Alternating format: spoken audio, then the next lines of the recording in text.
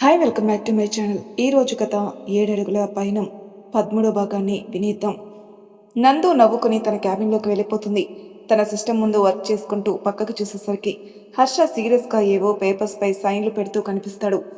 అవును, ఎప్పుడూ నా మీద ప్రళయకాల రుద్రులా పడిపోయే మనిషి ఇవాళ నేను అంత చేస్తున్నా ఏమీ మాట్లాడలేదేంటి అంటే ఆయనకి ఆ ప్రియ నచ్చదా? నచ్చకపోతే దాన్ని తిట్టినప్పుడు ఊరుకున్నారు. మరి ఆయన్ని కూడా తిట్టినప్పుడు మౌనంగా నేను చెప్పినట్టు తినేశారేంటి? అయితే ఇన్ని బాబు బుజ్జి అంటూ బ్రతిమలాడితే కుదరదన్నమాట. మన స్టైల్లో వర్కౌట్ చేయాలి అనుకుంటూ ఉండగా నందు ఫోన్ మోగుతుంది. కాల్ అటెంప్ట్ చేసి, హాయ్ ఉదయ్. హాయ్ నందు, ఏంటి ఏదో ప్లాన్ అన్నావుగా, ఎప్పుడు స్టార్ట్ చేద్దాం? అబ్బా, పొద్దున్నేగా మాట్లాడింది, చూద్దాంలే. నేను అనుకున్న దానికంటే కొంచెం టైం ఎక్కువే పట్టేలా ఉంది మన ప్లాన్ లాంచ్ చేయడానికి అంటుంది నందు. సరేలే, అయితే అది కనుక్కోవడానికి చేశా, ఇక ఉంటాను. హా, సరే ఉదయ్ బాబు, బాయ్. బాయ్ నందు. కాల్ కట్ చేసి ఏదో ఆలోచించుకొని మళ్ళీ వర్క్లో పడిపోతుంది నందు. అలా సాయంత్రం వరకు బిజీగా వర్క్ చేసుకుని టైం అయ్యేసరికి బయలుదేరదామని అనుకుని బయటకు వచ్చేసరికి హర్ష వర్క్ చేసుకుంటున్నాడు. పక్కనే ప్రియా ఉంది, కానీ హర్షకి 2 అడుగుల దూరంలో. అది చూసి నవ్వుకుంటుంది నందు. నందు హర్ష క్యాబిన్కి వచ్చేసరికి నందుని చూసి ఇంకా దూరం జరుగుతుంది ప్రియా. నందు నవ్వు ఆపుకుంటూ హర్ష దగ్గరకు వచ్చి, నేను కార్ దగ్గర వెయిట్ చేస్తూ ఉంటాను. మామయ్య గారు ఏదో పనుందని వేరే బ్రాంచ్కి వెళ్ళారట, మీకు చెప్పమన్నారు అంటుంది నందు. హర్ష కూడా ఏమీ మాట్లాడకుండా సరే అని చెప్తాడు. నందు ప్రియా వైపు ఒక లుక్ వేసుకుని వెళ్ళిపోతుంది. ఒక 15 మినిట్స్కి వస్తాడు హర్ష. ప్రియా కూడా తన స్కూటీపై వెళ్ళిపోతుంది. హర్ష వచ్చేసరికి నందు కార్ దగ్గరే ఉంది. హర్ష రావడంతో ఇద్దరు స్టార్ట్ అవుతారు. కార్లో ఇద్దరి మీద మళ్ళీ మౌనమే విజయం సాధించింది. హర్ష మనసులో ఏవో ఆలోచనలు. తను నన్ను అంతలా బెదిరిస్తే ఏమీ అనకుండా తినేశాను. ఇప్పుడు కూడా తను ఎప్పుడూ లేనిది నాతో నా క్యాబిన్లోకి వచ్చి మాట్లాడినా ఏమీ అనలా. ఇలానే ఉంటే తనపై నాకు ప్రేమ దోమ ఉన్నాయి అనుకుంటుంది. నో హర్ష, బీ స్ట్రాంగ్ అనుకుంటూ ఉంటాడు. ఈయనేంటి ఆఫీస్లో తిట్టడం, ఎందుకని తిట్టలేదేమో అనుకున్నాను. ఇప్పుడు కూడా సైలెంట్గా ఉన్నారేంటి అనుకుంటూ ఉంటుంది నందు. ఇలా ఎవరి ఆలోచనలో వాళ్ళు ఉండగా వారి గమ్యం వచ్చేస్తుంది. ఇక ఇద్దరు కలిసి లోపలికి వెళ్ళిపోతారు. హర్ష రూమ్కి వెళ్ళి ఫ్రెష్ అవుతాడు. నందు కిచెన్లో సుహాసిని గారికి హెల్ప్ చేస్తూ ఉంటుంది. రాత్రికి అంతా కలిసి భోజనాలు చేసి కాసేపు కూర్చొని మాట్లాడుకుంటూ ఉంటారు. నందు నాకు నిద్ర వస్తుంది అని చెప్పి రూమ్కి వెళ్ళిపోతుంది. సుహాసిని గారు కూడా వెళ్ళిపోతారు. హర్ష, అరవింద్ గారు కూర్చొని కాసేపు బిజినెస్ విషయాలు మాట్లాడుకుని ఎవరి రూమ్కి వాళ్ళు వెళ్ళిపోతారు. హర్ష రూమ్లోకి వచ్చేసరికి నందు బెడ్పై నిద్రపోతూ ఉంటుంది. హర్ష తనని లేపడం ఇష్టం లేక తనే సోఫాలో పడుకుందామని పక్కన చూసి షాక్ అవుతాడు. అక్కడ సోఫా లేదు. ఇదేంటి ఇక్కడ సోఫా లేదు, నేను ఇందాక సరిగా గమనించలేదు, కానీ అది ఇక్కడ లేనట్టుంది. సరేలే కిందే పడుకుందామని చాప్ కోసం వెతుకుతాడు. అది కనిపించదు. ఇక విషయం అర్థమైపోతుంది హర్షకి. ఎప్పుడు లేనిది అందరికన్నా ముందే పడుకుంటానంటే స్ట్రెస్ అయినట్టుంది అనుకున్నాను. ఇది దీని ప్లానా అనుకుని, అయినా చాప్ అంటే ఓకే, కానీ ఈ సోఫా ఎలా మాయం చేసింది? అది నేను ఇక్కడేగా ఉన్నాను అని ఆలోచిస్తూ ఉంటాడు. పడుకున్న నందు హర్ష అలా గాల్లో చూస్తూ ఆలోచిస్తున్న హర్షాన్ని చూసి పొద్దున్న కావాలని సోఫాలో వాటర్ వంపేసి పూర్తిగా తడిచేలా చేసి దాన్ని బయట ల్యాండ్లో పెట్టించేసిన విషయం గుర్తుకొచ్చి నవ్వుకుంటుంది. ఆలోచించి చించి ఇంకా హర్ష లేపడానికి వెళ్తాడు నందుని. వెళ్ళి నందును లేపడానికి చేతితో తట్టబోగా నందు నిద్ర నటిస్తూ ఆ చేతిని పట్టుకుని తల కింద పెట్టుకుని పడుకుంటుంది. పాపం, నందు నిద్రపోతుంది అనుకుంటున్న హర్ష, దీనికి దాని చేతికి నా చేతికి తేడా కూడా తెలియట్లేదు. అయినా నా పిచ్చి కానీ దీనికి మెలకుగా ఉన్నప్పుడే బ్రెయిన్ పనిచేయదు, పడుకున్నప్పుడు ఏం పని చేస్తుందిలే అని చేయి లాక్కునే ప్రయత్నం చేస్తాడు హర్ష. ఆ మాటలు విన్న నందుకి కోపం వచ్చేస్తుంది, కానీ కళ్ళు తెరిస్తే హర్ష చేతిలో బలైపోవాలని అలాగే పడుకుంటుంది. హర్ష చాలాసేపు తల తీస్తుందని చూసి చూసి ఇక తీయదని అర్థమై మళ్ళీ లేచిందంటే నేనేదో చేస్తున్నాననుకుంటుంది అనుకుని తనే తలెత్తి లేచి చేతిని తీసేసుకుని నించుంటాడు. హర్ష నందుని లేపాలనుకుంటాడు, కానీ పొద్దున్న విషయం గుర్తుకొచ్చి ఎందుకో లేపకుండా వెళ్ళి బెడ్కి ఇంకోవైపుగా చివరన పడుకుంటాడు. అది చూసి నవ్వుకుంటుంది నందు. ఉదయం హర్ష లేచేసరికి నందు ఇంకా పడుకుని ఉంటుంది. ఏమైంది దీనికి, ఊరికి ముందే లేచేదే, ఇవాళేంటి ఇంకా లేవలేదు అనుకుంటూ ఫ్రెష్ అయి వచ్చి బాల్కనీ లోపలికి వెళ్ళి తన వర్క్ తను చేసుకుంటాడు. తన వర్క్ ముగించుకొని వచ్చినా సరే నందు ఇంకా పడుకుని ఉంటుంది. ఈసారి లేపాలి అనుకుంటాడు, కానీ ఎందుకో తన మనసు అంగీకరించదు. వెళ్ళి స్నానం చేసి వస్తాడు, అయినా నందు లేవదు. ఈసారి ఎందుకో హర్షకి భయం ఇస్తుంది, కానీ లేపడు. ఇంకా కాసేపు చూసి నందు అప్పటికీ లేవకపోయేసరికి సుహాసిని గారి దగ్గరికి వెళ్ళి చెప్తాడు. ఆవిడ వచ్చి నందును లేపుతారు. చాలా నీరసంగా లేస్తుంది నందు. ఏమైందమ్మా నందు, ఎందుకంత నీరసంగా ఉన్నావు? కంగారుగా అడుగుతారు సుహాసిని గారు. ఏం లేదత్తయ్య, కొంచెం అనీజీగా ఉంది అంతే, అందుకే మెలకు రాలేదు అని చెప్తుంది నందు. "హ్మ్, సరే కాసేపు పడుకో, ఈలోగా నేను టిఫిన్ ప్రిపేర్ చేస్తా, తినేసి రెస్ట్ తీసుకుందాం" అంటారు సుహాసిని గారు. ఆహా, లేదత్తయ్య, అలా పడుకొని ఉంటే నాకు పేషెంట్ని అనే ఫీలింగ్ వస్తుంది. నేను లేచి రెడీ అయ్యి ఆఫీస్కి వెళ్తాను అంటుంది నందు నీరసంగా నవ్వుతూ. ఏం అక్కర్లేదు కానీ పడుకో, నువ్వు వెళ్ళకపోతే ఆఫీసు పనులు ఏమీ ఆగవు, పడుకో అని అంటారు సుహాసిని గారు. ప్లీజ్ అత్తయ్య, ఇలా ఉంటేనే నాకు ఇంకా నీరసం వస్తుంది. ఆఫీస్కి వెళ్తే కొంచెం రిలీఫ్గా ఉంటుంది, పని ఉండడం వల్ల నీరసాన్ని మర్చిపోవద్దు అంటుంది నందు. ఎవరికైనా పనుంటే నీరసమే వస్తుంది, ఆ నీరసంలో పని మర్చిపోతారు. నువ్వేంటే పనిలో పడి నీరసం మర్చిపోతానంటున్నావు అడుగుతారు సుహాసిని గారు అయోమయంగా. ఆయన నందు వినకుండా బలవంతం చేయడంతో హర్షకి చెప్తారు. హర్షకి నందు గురించి తెలుసు, అనుకున్నదంటే అయిపోవాల్సిందే, ఇక వినదు. హర్ష కూడా పర్లేదు రమ్మను అనడంతో ఇక తప్పక ఒప్పుకుంటారు సుహాసిని గారు. నందు అలానే ఫ్రెష్ అయ్యి రెడీ అయ్యి టిఫిన్ చేసి హర్షతో పాటు ఆఫీస్కి వెళ్తుంది. ఆఫీస్కి వెళ్ళగానే ఇద్దరు కారు పార్క్ చేసి లోపలికి వెళ్తారు. మధ్యలో నందు పడిపోబోగా హర్ష తన చేతిని నందుకి ఆసరాగా ఇచ్చి నడిపించి తన క్యాబిన్లోకి తీసుకెళ్లి తన క్యాబిన్లోకి వెళ్ళిపోతాడు. ఇద్దరు ఎవరి పనిలో వాళ్ళు బిజీగా ఉంటారు. ప్రియాకి మాత్రం నిన్న నందు తనని అన్న మాటలే గుర్తుకొస్తాయి. వర్క్ చేస్తున్నా కూడా తన ఆలోచనలు నందు హర్షాల మీదనే ఉన్నాయి. తనకెందుకో వాళ్ళ మధ్య మంచి అనుబంధం లేదనిపిస్తుంది. అది ఎలా కన్ఫర్మ్ చేసుకోవాలో అర్థం కావట్లేదు. హర్షని అడిగితే చెప్పడు, నందుని అడిగితే చంపేస్తుంది. రవిని అడిగితే అమ్మో వద్దులే, వాడిని అడిగితే నందుతో దగ్గరుండి మరీ మర్డర్ చేయిస్తాడు. మరి ఎలా ఎలా తెలుసుకోవాలి? అలా సాగిపోతున్న తన ఆలోచనలు ఒక్కసారిగా ఆగిపోయాయి.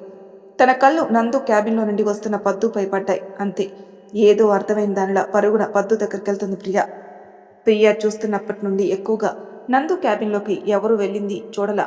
పైగా నిన్న రవి నందు మాట్లాడుకుంటున్నప్పుడు పద్దు పేరే వినపడింది. ఇప్పుడు నందు క్యాబిన్లో నుండి వస్తున్న పద్దుని ఎవరో పిలవగా తనకు ఒక దారి దొరికినట్టు అనిపించింది. ఇక అనుకున్నదే తడవుగా పద్దు కోసం వెళ్తుంది ప్రియా. వెళ్ళి తనని తాను పరిచయం చేసుకుని అలా అలా పద్దుని మాటల్లో పెట్టేసి తనతో ఫ్రెండ్షిప్ చేసేసుకుంటుంది ప్రియా. పాపం పద్దు నిన్న లీవ్లో ఉండడం వల్ల ప్రియా గురించి తెలియక తనతో మాటల్లో పడిపోతుంది. అలా అలా మాట్లాడి నందు టాపిక్ తీసుకునొచ్చి నందుని పొగుడుతూ మాట్లాడుతుంది ప్రియా. తన పనిని మెచ్చుకుంటూ మాట్లాడేసరికి పద్దుకి ప్రియా మీద మంచి ఇంప్రెషన్ వచ్చేస్తుంది. అలా మాట్లాడుతూనే నందు హర్షాల గురించి అడుగుతుంది. పద్దు కూడా ప్రియ మాట తీరు చూసి నందు పెళ్లి ఎలా జరిగింది, ఎందుకు జరిగింది, ఇప్పుడు వాళ్ళు ఎలా ఉండేది అన్నీ చెప్పేస్తుంది పద్దు. ఇక తనకి కావాల్సిన సమాధానాలు దొరికేశాక, అయ్యో పాపం నందు, హర్ష తప్పకుండా మారుతాడు, నాకు తన గురించి తెలుసు, నందుని అర్థం చేసుకుంటాడు అని నందుపై కన్సర్న్ చూపించినట్టు మాట్లాడి తన క్యాబిన్కి వెళ్ళిపోతుంది ప్రియా. అమ్మ నందు, మీ మధ్య ఇంత గ్యాప్ ఉండి కూడా నన్ను ఇంతలా ఆడుకున్నావా? ఇక ఆ గ్యాప్ని శాశ్వతంగా అలానే ఉండేలా చేస్తాను. నా మీద చెయ్యి ఎత్తావు కదా, రేపటి నుండి కాదు కాదు, ఇలాంటి వాటికి ముహూర్తాలు అనవసరం, ఈరోజే నీ సంగతి చెప్తా అనుకుంటూ ఉంటుంది ప్రియా. ఏం చేయాలి, ఎలా చేయాలి అని చేతులు నలిపేసుకుంటూ ఆలోచిస్తుంది ప్రియా. అలా చించగా ఒక్కసారిగా ట్యూబ్లైట్ వెలగ్గా, ఎస్ అలానే చేయాలి, అప్పుడే ఇద్దరూ బయటపడతారు అనుకుంటూ తన వర్క్ చేసుకుంటూ ఉంటుంది ప్రియా. కాసేపటికి నందు క్యాబిన్కి వస్తాడు రవి. ఏంటి నందు అలా ఉన్నావు, హెల్త్ బాలేదా? పొద్దున కూడా హర్షాన్ని తీసుకొచ్చాడు క్యాబిన్ వరకు అని అడుగుతాడు రవి. అలాంటిదేమీ లేదు రవి, కొంచెం అనీజీగా ఉంది అంతే, నార్మల్ అయిపోతుందిలే అంటుంది నందు. సరే నందు, హెల్త్ జాగ్రత్త, మరీ స్ట్రెస్ తీసుకోకు, ఇంటికి వెళ్ళాలనిపిస్తే చెప్పు, నేను డ్రాప్ చేస్తాను అంటాడు రవి. ఏం అక్కర్లేదు, మా ఆయన ఉన్నాడులే, నువ్వు వెళ్ళి మీ ఆవిడతో మాట్లాడుకో, అసలే నిన్న లీవ్లో ఉంది పాప అంటూ నవ్వుతుంది నందు. సరే అని నవ్వుతూ వెళ్ళిపోతారు రవి. కాసేపటికి ప్రాజెక్ట్ ప్లాన్స్ అవి పట్టుకుని హర్ష దగ్గరికి వెళ్తుంది ప్రియా. ఆ డీటెయిల్స్ అన్ని చెక్ చేస్తూ ప్రాజెక్ట్ ఎంతవరకు వచ్చింది, ఆ డీటెయిల్స్ కూడా కావాలని అడుగుతాడు హర్ష. తాను అనుకున్నట్టుగానే జరుగుతున్నందుకు లోపల డ్యాన్స్ వేసుకుంటుంది ప్రియా. హర్ష అది అని ఏదో చెప్పేలోపు, see Priya, this is office, not college or something else, and you are my secretary, call me sir, understand అంటాడు హర్ష సీరియస్ కానీ. అది ఊహించిన ప్రియా కొంచెం షాక్ అయి, పైగా అతని సీరియస్ ఫేస్కి భయపడి తడబడుతూ ఓకే సార్ అంటుంది. గుడ్, ఇంతకీ డీటెయిల్స్ ఎక్కడా అని అడుగుతాడు హర్ష. సార్, ఆ డీటెయిల్స్ నందిని గారి దగ్గరే ఉన్నాయి సార్, ఆవిడే కదా ప్రాజెక్ట్ టీమ్ లీడ్ అంటుంది ప్రియా. ఓకే, తనని డీటెయిల్స్ తీసుకొని రమ్మని చెప్పు అంటాడు హర్ష. ఓకే సార్ అని నందు దగ్గరికి వెళ్ళడానికి అని బయటకు వెళ్తుంది ప్రియా. ఛా, దీని దగ్గరికి నేను వెళ్ళడం ఏంటి? ఇప్పుడు దాన్ని ఎలా పిలవాలి? ఆ! నో. తప్పదు ప్రియా. నీ ప్లాన్ వర్క్ అవ్వాలి కదా! తప్పదు అనుకుంటూ వెళ్తుండగా అటుగా వస్తూ కనిపిస్తాడు చారి. హమ్మయ్య! ఇతన్ని అడగమని చెప్పాలి. అనుకుంటూ వెళ్తుంది ప్రియ. నేరుగా చారి దగ్గరికెళ్ళి, చారి గారు, హర్ష సారు మిమ్మల్ని నందు మేడంని పిలవమని చెప్పారు. అది కూడా తను డీల్ చేస్తున్న ప్రాజెక్ట్ డీటెయిల్స్ అన్నీ తీసుకొని రమ్మన్నారు అని చెప్తుంది ప్రియ. ఓ సరే మేడం, నేను చెప్తాను అంటూ వెళ్ళిపోతాడు చారి. ఎస్ అనుకుంటూ హర్ష దగ్గరికెళ్ళి, వస్తానని చెప్పారు సార్ అని చెప్తుంది ప్రియ. ఓకే అని ఫైల్స్ చూస్తూ ఉంటాడు హర్ష. చారి చెప్పడంతో కొంచెం ఓపిక చేసుకుని ఆ ప్రాజెక్ట్ ఫైల్స్ పట్టుకుని హర్ష రూమ్ వైపు నడుస్తుంది నందు. నందు రావడం గమనించిన ప్రియ కావాలని హర్షకి దగ్గరగా వెళ్ళి నించుని తన పక్కన నిలబడి మాట్లాడుతూ ఉంటుంది. నందు డోర్ తీసుకుని క్యాబిన్లోకి వచ్చేసరికి హర్షకి అంత దగ్గరగా నిలబడిన ప్రియను చూసి కన్నెర చేస్తుంది. అయినా ప్రియ కదలకపోవడంతో పక్కకి పొమ్మని కళ్ళతోనే చెప్తుంది. అయినా ప్రియ అదేమీ పట్టనట్టు అలానే నిలబడేసరికి కోపం ఇక పీక్స్కి చేరుకుంటుంది నందుకి. డోర్ తీసి ఎంతసేపైనా ఏ అలికిడి లేకపోయేసరికి ఫైల్లో నుండి తల పైకెత్తిన హర్ష వాళ్ళ కళ్ళ సైగలు చూసి ప్రియను చూస్తున్న నందుని చూసి లోపల నవ్వుకుంటాడు. వాళ్ళిద్దరి కనుసైగలు ఎంతకి అవక ఇక తనే కల్పించుకుని ప్రాజెక్ట్ ఫైల్ ఇవ్వమని అడిగిన నందు దగ్గరుండి తీసుకోబోగా ప్రియ ఆ ఫైల్ తీసుకుని హర్ష చేతికిస్తుంది. నందు, కంట్రోల్ యువర్ సెల్ఫ్ అనుకుంటూ తాను కంట్రోల్ చేసుకుంటుంది నందు. నందు అలా సైలెంట్గా ఉండడంతో ప్రియ హర్షకి ఇంకా పక్కగా నిలబడి అతని తల పక్కకి తన తల పెట్టి సిస్టంలో ఏదో చూస్తున్నట్టు చూస్తుంది. హర్ష ఫైల్స్ చూడడంతో అతను ప్రియని పట్టించుకోడు. అయినా నందు సైలెంట్గా ఉంటుంది. తనని ఎలా అయినా రెచ్చగొట్టాలని ప్రియ హర్ష పక్కన నిలబడి అలానే సిస్టమ్ని చూస్తున్నట్టు చూస్తూ నందుని చూసి కన్ను కొడుతుంది, ఎలా ఉంది అన్నట్టుగా. ఇక నందు ఆగలేక ప్రియాని రెక్క పట్టుకుని పక్కకు లాగి నెట్టేస్తుంది. ప్రియని తాను పడకుండా బ్యాలెన్స్ చేసుకుంటుంది. నందు, ఏంటిది? ఇప్పుడు నేనేం చేశానని ఇలా చేస్తున్నావు అంటూ అరుస్తుంది ప్రియ. ఏం చేశాను అంటావేంటే? నిన్న నీకు చెప్పాను కదా ఆయనకి దూరంగా ఉండని. అయినా సిగ్గు లేకుండా ఓ మీద పడిపోతున్నావు అంటుంది నందు ఓపిక లేకపోయినా ప్రియా చేతిని మెలిపెడుతూ. ఏహే వదులు, ఓ తెగ రెచ్చిపోయి మాట్లాడుతున్నావేంటి? అయినా నువ్వు చెప్పేదేంటి, నేను వినేదేంటి అంటూ నందుని నెట్టేస్తుంది ప్రియ చెయ్యి వదిలించుకుంటూ. నందు అసలే నీరసంగా ఉండడం వల్ల తొయ్యగానే వెన్నకు వేగంగా జారింది. అలా వెన్నకు పడిపోగా హర్ష అలర్ట్ అయి తన్ని పట్టుకుంటాడు. ఎంత వేగంగా వెనక్కి పడిందో అంతే వేగంగా ముందుకొచ్చి ప్రియ చెంప చెల్లుమనిపిస్తుంది నందు. ఏంటే తిక్కగా ఉందా? పిచ్చి వాగుడు వాగుతున్నావు? బ్రెయిన్ మాత్రమే పనిచేయడమో చేయదేమో అనుకున్నాను. చెవులు కళ్ళు కూడా వాడుకలో లేవనుకుంటా. పనిచేయడం మానేశాయి. అయినా పక్క వాళ్ళ మొగులుపై పడడమేంటి? అసలు ఆడదానివేనా? కోపంతో మొహం ఎర్రగా మారిపోగా ప్రియాపై అరుస్తుంది నందు. అప్పటికే లంచ్ బ్రేక్ అవడం వల్ల స్టాఫ్ అంతా క్యాంటీన్కి వెళ్ళిపోయారు. అందులోనూ హర్ష క్యాబిన్ నుంచి కొంచెం లోపలికి ఉండడం వల్ల గ్లాస్ డోర్స్ ఉండడంతో వీళ్ళ మాటలు ఎవరికీ వినిపించవు. అందుకే హర్ష నందుని ఆపడం లేదు. పైగా తనకి కూడా ప్రియా ప్రవర్తన నచ్చట్లేదు. తను చెప్తే ఎక్కడ వాళ్ళ నాన్న తనని తాను తప్పుగా అనుకుంటారు అని చెప్పట్లేదు. అదే నందు అయితే ఆయన అర్థం చేసుకుంటారని సైలెంట్గా ఉన్నాడు. కానీ నందు కోపం చూస్తుంటే హర్ష కూడా భయంగానే ఉంది. ఎప్పుడు తనని అలా చూడలేదు హర్ష. కానీ నందు మాటలు వింటుంటే తనని ఆపాలనిపిస్తుంది. ఎందుకంటే ఇప్పుడు తను ఆపలేదంటే తను హర్ష యాక్సెప్ట్ చేశాడనుకుంటుంది నందు. ఇక ఆపేద్దామని వెళ్ళే టైంలో అందుకుంటుంది ప్రియ. ఏంటి వేరే వాళ్ళ మొగుళ్ళ ముందు అసలు తన నీకు భర్తేనా, లేక నలుగురిలోనే ఆ పోస్ట్కి న్యాయం చేసేది అంటుంది ప్రియ. ఆ మాటకి ముందుకు వస్తున్న వాడలా అక్కడే ఆగిపోతాడు హర్ష. నందు కూడా తన మాటకి అప్పటిదాకా అరిచిన తన గొంతు ఆ మాటకి ఒక్కసారిగా మోగబోయింది. ఏంటి సైలెంట్ అయిపోయారు ఇద్దరు? అంటే నేను చెప్పిన సారీ, నేను అడిగిన రెండో క్వశ్చన్కి ఆన్సర్ కూడా అదేనమాట. గుడ్ యాక్టర్స్ ఇద్దరు అంటూ క్లాప్స్ చేస్తుంది ప్రియ. మళ్ళీ తనే మాట్లాడుతూ ఏమన్నావు? నీ మొగుడా? తాళి కడితే మొగుడైపోతాడా? ఇష్టం లేకుండా బలవంతంగా ఒక మోసగత్తికి తాళి కట్టి ఎంత నరకం అనుభవిస్తున్నాడో పాపం హర్ష. అయినా ఎంత వగలాడివే. విక్రమ్ ఇండస్ట్రీలో పనిచేస్తూ విక్రమ్ వెంటపడి తను చీ కొట్టాక ఇక్కడికి చేరి అందరి దగ్గర మంచిదాన్ని అని పేరు సంపాదించి హర్షాని ఒళ్ళో వేసుకున్నా. ఏదో అదృష్టం బాగుండి హర్షకి నిజం తెలిసింది, లేకపోతే ఇంకెన్ని చేసేదానివో. నీలాంటి వాళ్ళు ఏదో పెద్ద ప్రతివతలాగా నాకు నీతులు చెప్తున్నావా అంటుంది ప్రియ. ప్రియ మాట్లాడుతున్నంతసేపు నందు హర్షాని మాత్రమే చూస్తుంది. అతను ఏ ఒక్క మాటకైనా ప్రతిఘటించకపోతాడా అని ఆశతో. కానీ హర్ష ఏ ఒక్క మాటకి స్పందించకుండా అలా శిలా విగ్రహంలా నిలబడి చూస్తూ ఉండిపోయాడు. తనను అలా చూస్తున్న నందు మొహం మరింత ఎర్రగా మారిపోయింది. కోపంతో కాదు, కన్నీళ్లతో. ఇక తనకు అక్కడ ఒక క్షణం కూడా ఉండాలి అనిపించలేదు.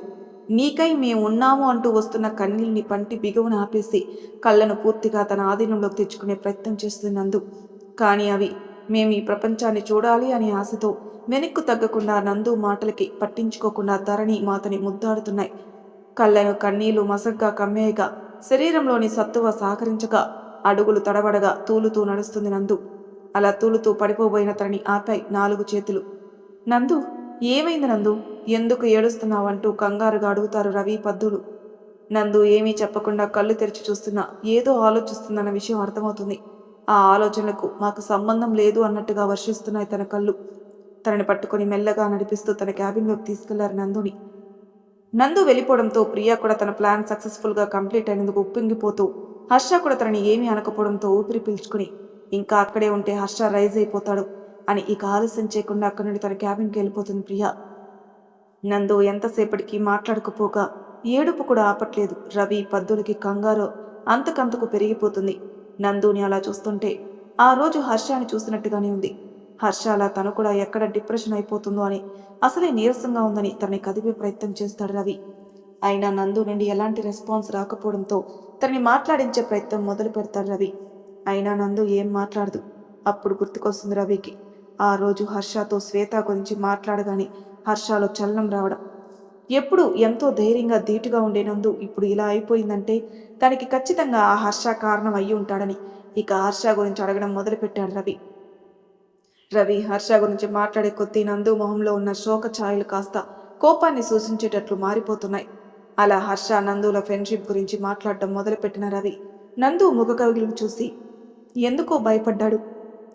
హర్ష ఏమన్నా చేశాడా అని ఆలోచిస్తూ నందుని అడిగాడు. ఏమైంది నందు? ఆ హర్ష ఏమైనా అన్నాడా? చెప్పు నందు. వాడేమన్నాడో నాకు తెలియదు, కానీ నువ్వు ఇలా మౌనంగా ఉంటూ ఏడుస్తుంటే వాడి మాటల్ని నువ్వు ఒప్పుకున్నట్టే అవుతుంది నందు. మాట్లాడు, వాడి తప్పు వాడు తెలుసుకునేలా చెయ్యి అంటూ మాట్లాడతాడు రవి. మరి తర్వాయి భాగంలో ఏం జరుగుతుందో నెక్స్ట్ ఎపిసోడ్లో తెలుసుకుందాం. అంతవరకు నా ఛానల్ని సబ్స్క్రైబ్ చేయని వాళ్ళు ప్లీజ్ సబ్స్క్రైబ్ చేసుకోండి. లైక్ చేసి షేర్ చేయండి. మీ అభిప్రాయాలు నాకు కామెంట్ రూపంలో తెలియజేయండి. Thank you for listening.